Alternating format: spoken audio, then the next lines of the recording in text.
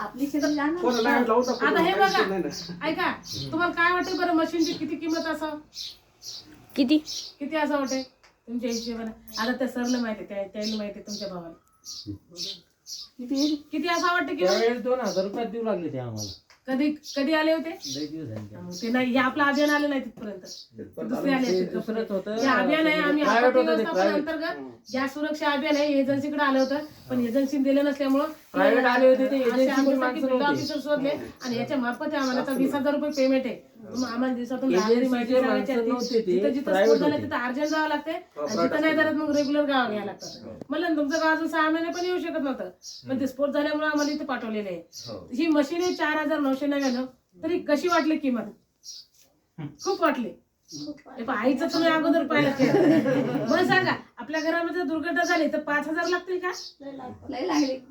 किती लागत ते नाही. बरं मला सांगा, जीवाची हानी नाही झाली ते लय चांगलं आहे, आणि जीव जर गेला तर जीव कधीच तुम्हाला मिळत नाही, मिळते का? तरी पण आपलं अभियान चालू असल्यामुळे महिलांसाठी जसं अर्धा तिकीट आहे तसं याच्यात 50% सबसिडी ही फक्त 2,500 मध्ये आहे. याच्यासोबत एवढंच नसते, त्याच्यासोबत पाईप लायटर असते.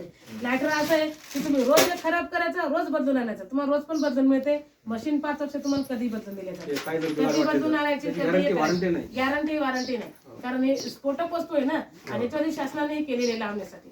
आता बघा, हे लायटर असते, लायटर रोज खराब करायचं, रोज बदलायचं. कधी बदलून आणायचं, कधी ऑफिसून गॅरंटी म्हणजे तुम्हाला नवच मिळते, बिघाडचं काय झालं तर त्याला असं गॅरंटी. आमचं मोडून गेलं तरी आम्ही पाहत नाही. लायटर पण असते, पाईप असते. आमचं मोडून गेलं तरी आम्ही पाहत नाही. विकत घ्यायला लागते. कारण माहिती का, आपल्या घरात कुठून भेटल?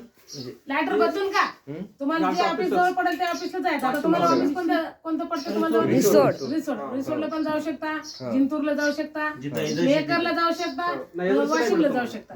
म्हणजे पाईप